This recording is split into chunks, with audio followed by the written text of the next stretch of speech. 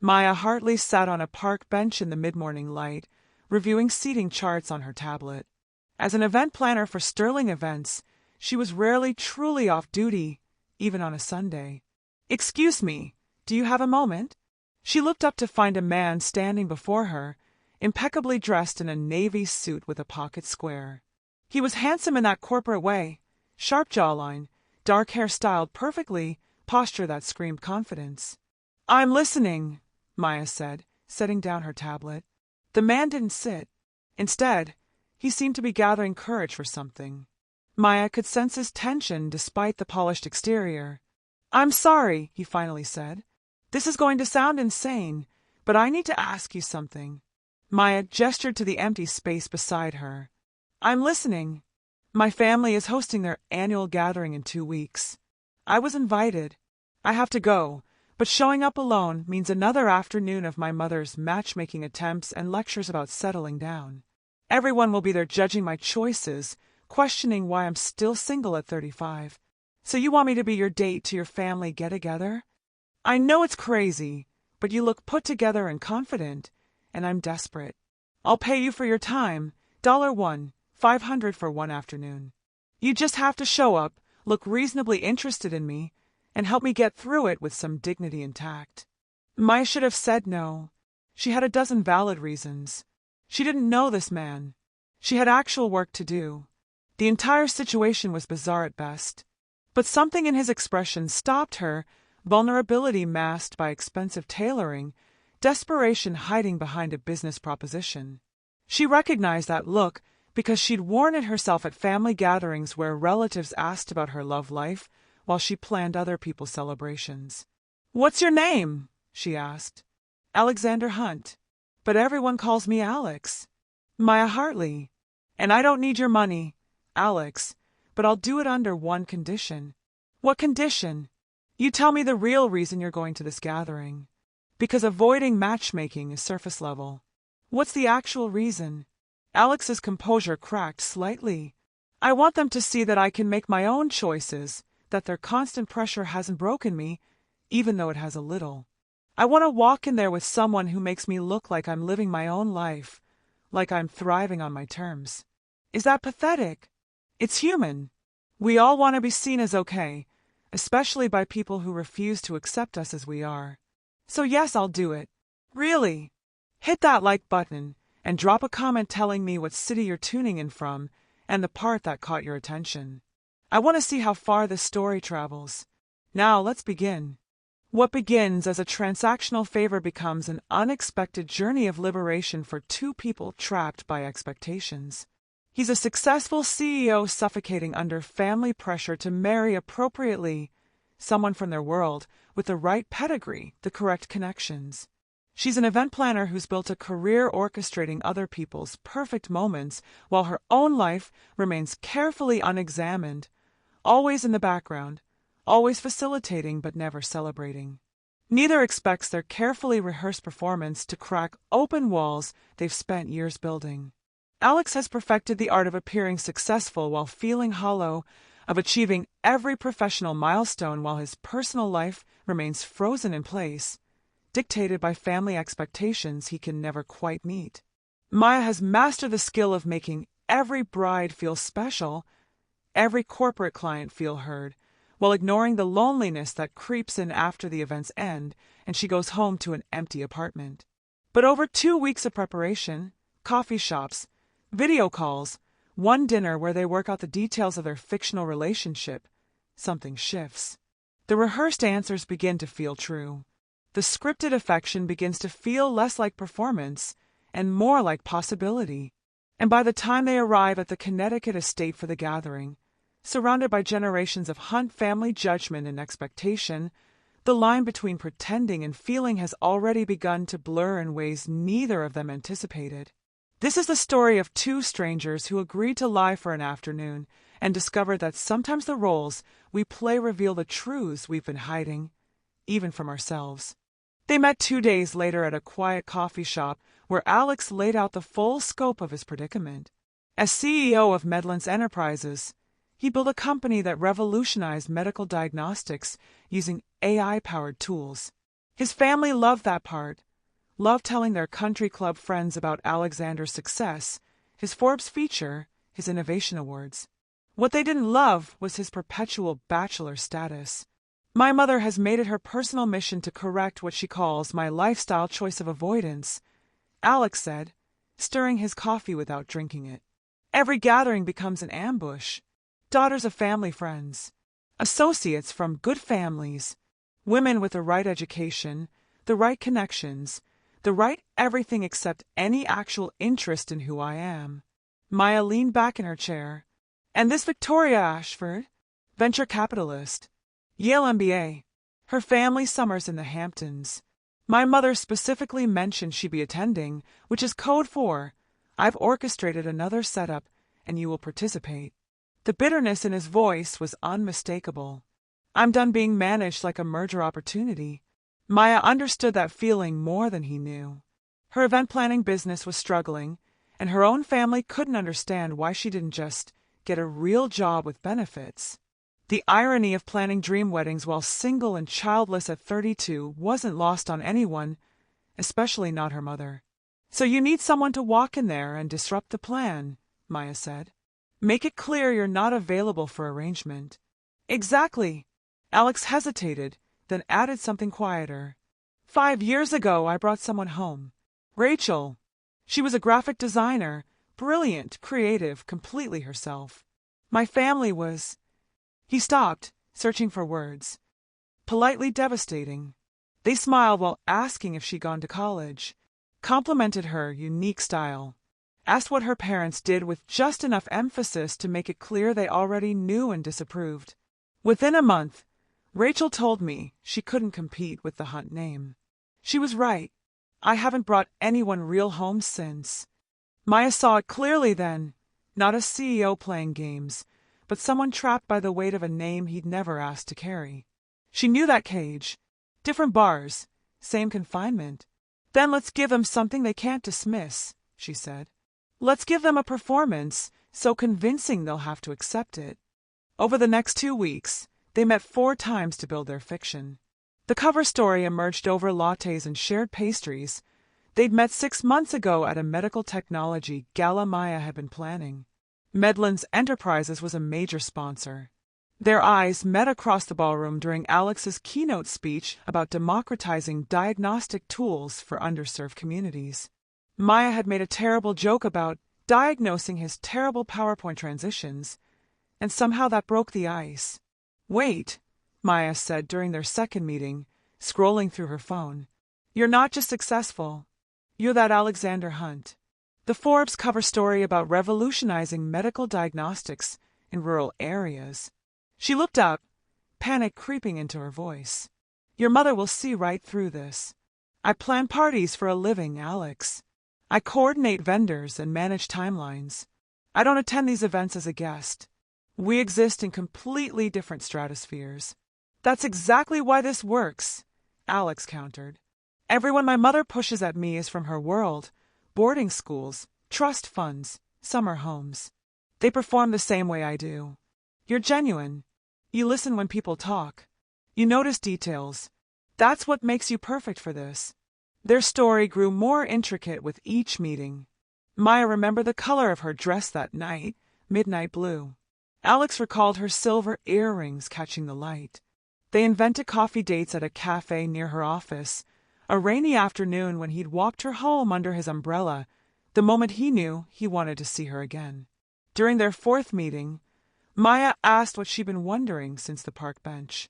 Why not just tell your family the truth? That you'll date who you want, when you want, and they can accept it or not. Alex's silence stretched long enough to be an answer. He stared at his coffee like it held solutions. I don't know how to disappoint them, he finally admitted. I've spent 35 years being exactly what they needed me to be. I don't know who I am when I'm not performing for their approval. Maya reached across the table, her hand covering his. The gesture wasn't part of their rehearsed performance. It was pure instinct. Then maybe, she said softly, it's time to find out. The day arrived with unseasonable warmth for October. Alex picked Maya up in a black Mercedes, immaculate and expensive, but his hands gripped the steering wheel like he was bracing for impact. Maya watched his knuckles whiten as they merged onto the highway toward Connecticut. "Tell me about your family again," Maya said gently, recognizing the signs of spiraling anxiety. Alex exhaled slowly. "My mother, Eleanor, she's formidable. Controlled. Everything is a test, even casual conversation.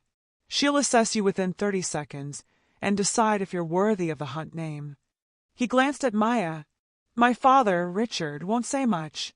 He values status above everything, measures people by their portfolios and pedigrees. My sister Sophie is sharp, skeptical, fiercely protective.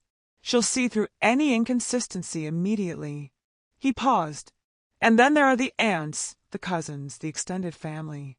They're all judges in a court you didn't know you were entering." The estate appeared through iron gates like something from a period drama, sprawling grounds, manicured gardens with geometric precision, stone architecture that whispered old money. Staff in formal attire directed parking.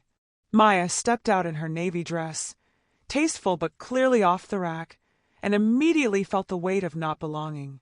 Eleanor Hunt stood at the entrance, silver hair perfectly coiffed, pearl necklace catching the light. Her smile was practiced, warm in appearance but cold in execution. "Alexander, darling." She kissed the air near his cheek. "And this must be Maya." The appraising look lasted 3 seconds but felt eternal. Maya felt herself catalogued, evaluated, and preliminarily dismissed. "Mrs. Hunt, thank you so much for having me," Maya said, extending her hand. Eleanor's handshake was brief, her attention already shifting. Come in. We have other guests arriving." Within minutes, a silver Porsche pulled up. A woman emerged, auburn hair, designer suit, confidence that came from never questioning her place in the world. Victoria Ashford had arrived. Eleanor's smile finally reached her eyes. "Victoria, darling, how wonderful you could make it." She glanced meaningfully at Alex. "You remember Alexander, of course." At dinner, Eleanor's matchmaking intentions crystallized when Maya found herself seated between a distant cousin and Sophie, while Victoria sat directly across from Alex, positioned for maximum conversational advantage. Pre-dinner cocktails unfolded in the garden under a pergola draped with late-season roses. Eleanor positioned herself beside Maya with the precision of a general choosing battlefield terrain. "So, Maya, where did you attend university?" "State College," Maya replied evenly. "I studied hospitality management and business." "How practical." Eleanor's smile was a scalpel wrapped in silk. "And your family, what do your parents do?" "My father's a high school teacher." "History." "My mother works in healthcare administration at a regional hospital." "How lovely." "Public service." The words were complimentary, the tone was not. Alex moved closer, a protective instinct, but surprisingly it was Richard who interrupted. "Event planning," he said, his first words of the afternoon. "That's complex project management under enormous pressure." "What's your largest event?" Maya turned, grateful for the genuine interest. 1,000-person corporate gala last spring. 14 vendors, 3-day setup, live entertainment, seated dinner. The CEO changed the program 2 hours before doors opened. Richard's eyebrows lifted. "How did you handle it?" "Backup plans for the backup plans." You learn quickly that preparation beats panic. They talked logistics, contingency management, client psychology. Richard actually smiled. Sophie watched everything with eyes that missed nothing. Dinner became theater. Victoria dominated conversation, name-dropping ski resorts in Verbier and discussing her firm's latest acquisition with practiced ease. But when Eleanor asked how Maya and Alex met, their rehearsed story flowed naturally, and Maya added something unscripted. "The thing about Alex," she said, glancing at him with unexpected warmth, "is that he laughs at his own terrible jokes. These awful puns about medical terminology that absolutely no one else finds funny. But he commits so completely that you can't help but laugh with him." Alex blinked, surprised. That was true. She'd noticed. "And he has this obsessive need to organize everything," Maya continued. I sent him the gala seating chart just to share what I was working on, and he reorganized it by conversation compatibility. Who does that? Someone who cares about details, Alex said softly, looking at her like he was seeing something real beneath their performance. Victoria launched into venture capital analysis, but Maya asked thoughtful questions about market impact, social responsibility, human costs of efficiency. Alex realized she was doing what no one in his family ever did, listening to understand rather than waiting to impress. After dinner, Eleanor orchestrated the evening with the precision Maya had witnessed all day.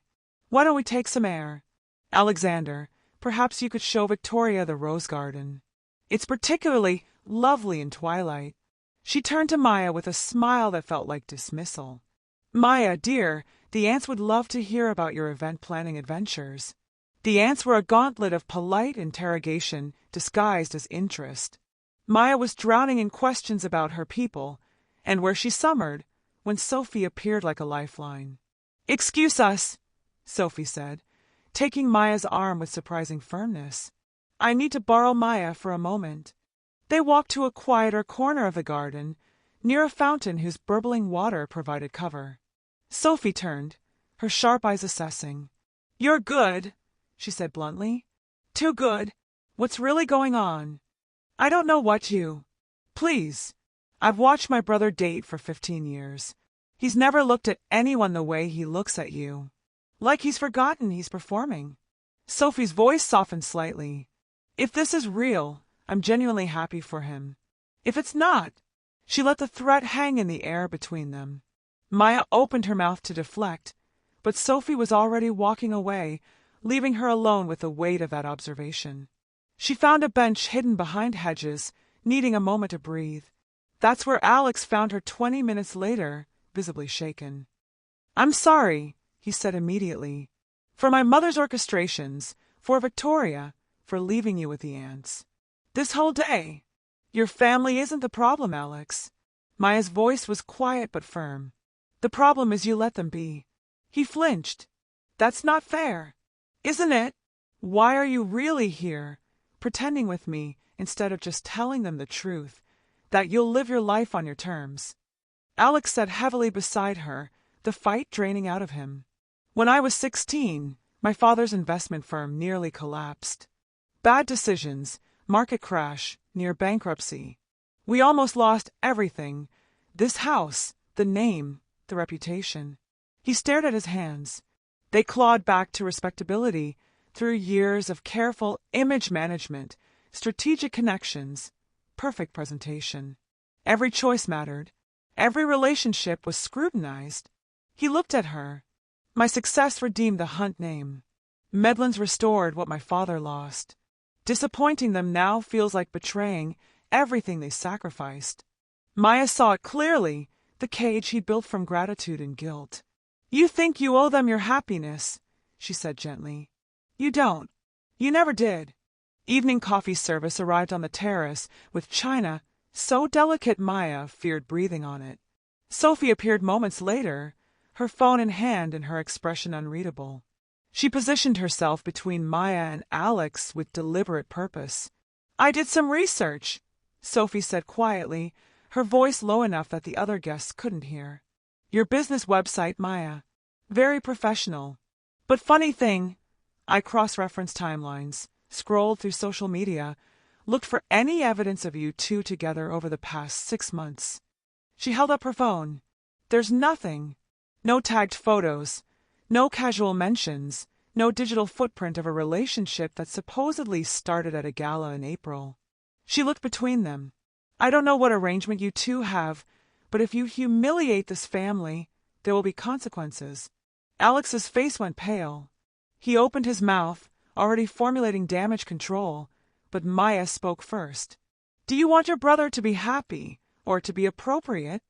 Sophie blinked, clearly not expecting that question. The silence stretched. "Because those are different things," Maya continued. "And I think you already know that." Sophie's expression flickered, confusion, then something softer. Maya made a decision in that moment, one that surprised even herself. "You're right. We're not really together. Alex approached me in a park 2 weeks ago and asked me to be his fake date to this gathering. He offered to pay me. I agreed. She saw Alex tense beside her but continued.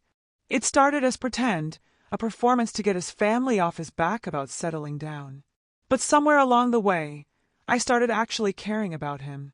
Her voice dropped, raw honesty replacing practice performance.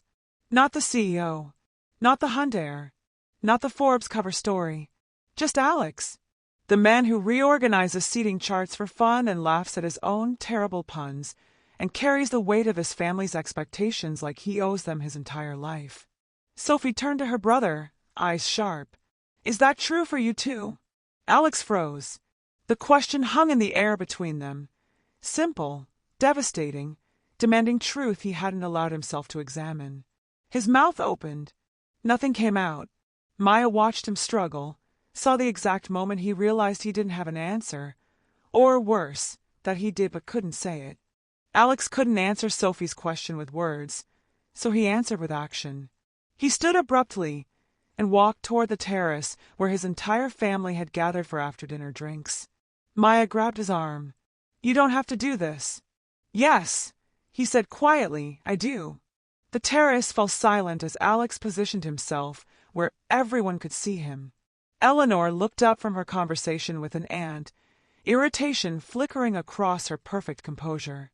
Alexander, is something wrong? Maya was hired to be here, he said clearly. She's not my girlfriend. I paid her to pretend for the afternoon because I couldn't face another one of your setups. Eleanor's face drained of color.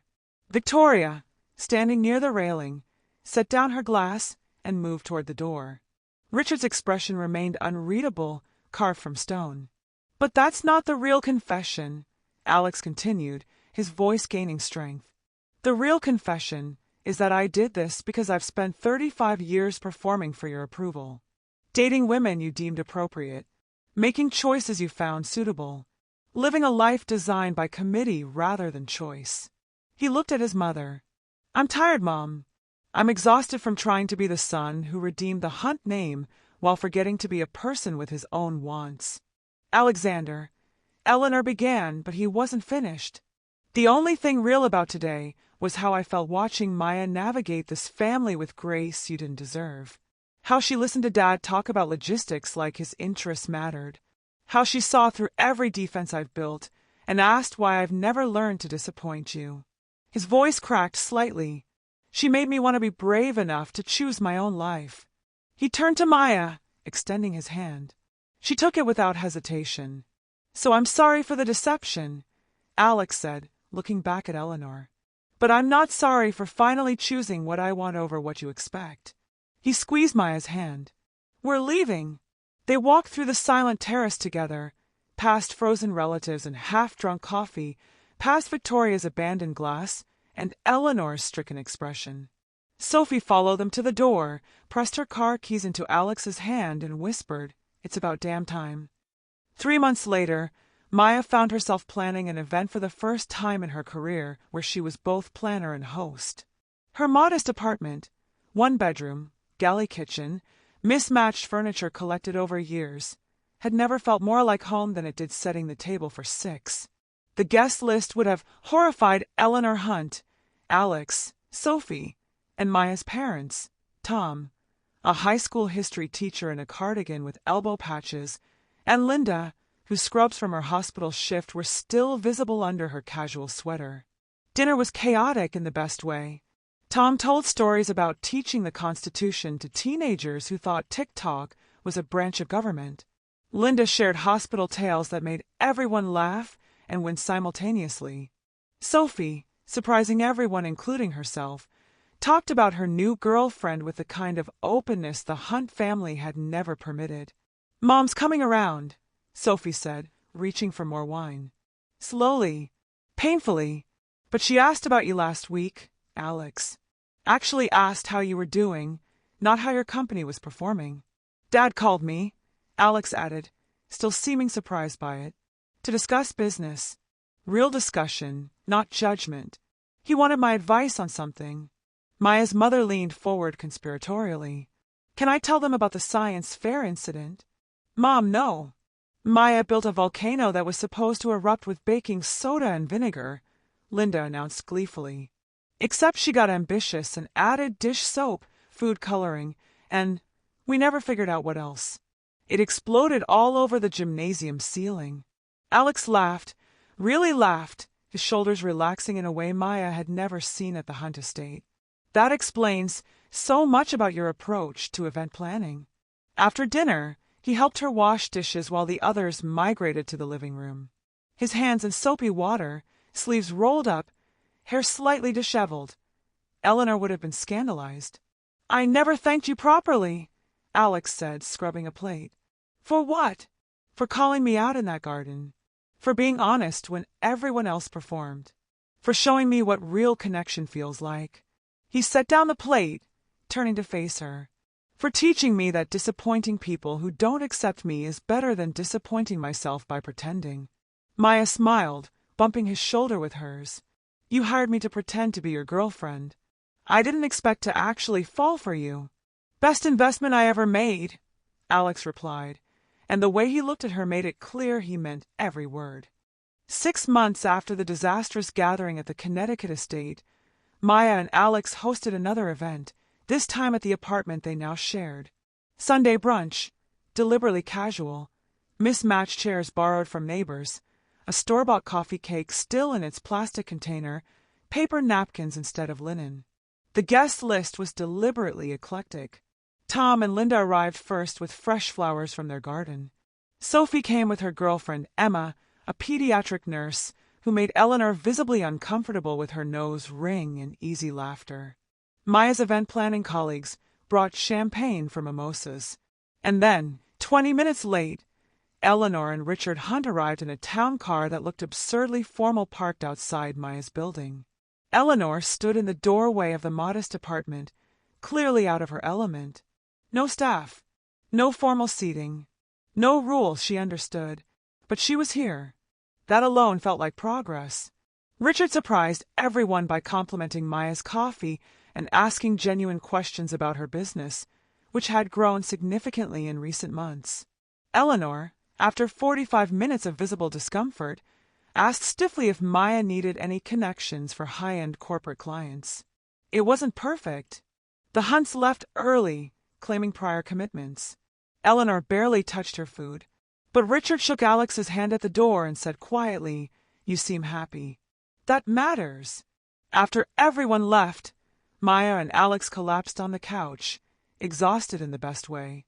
"Your mother actually smiled at me today," Maya said. "Once. For approximately 3 seconds when Sophie made that joke about medical school." Alex laughed, pulling her closer. Rome wasn't built in a day. Years later, when people asked how they met, Alex told the truth without embarrassment. "I hired her to be my fake girlfriend for a family event." She agreed, then proceeded to change my entire life by refusing to let me hide. For Maya, the lesson was simpler. I spent years making other people's events perfect while ignoring my own life. Then I took the craziest job of my career, pretending to date a stranger to survive his family gathering, and finally learned what I actually wanted. What began as a transactional arrangement between one desperate CEO and one intrigued event planner became neither fake nor transactional. 2 people discovered that sometimes breaking the rules reveals who we really are, that family approval matters less than self-approval, and that the courage to be authentic attracts exactly the kind of love worth having. The kind that starts on park benches with impossible requests and ends with mismatched chairs, store-bought coffee cake, and the quiet comfort of building a life on your own terms. If this story reminded you that the strangest proposals can lead to the truest connections, share your own experience. When did saying yes to something unusual give you the freedom to be yourself? When did pretending help you discover what's real? Your story might inspire someone else to stop performing and start living.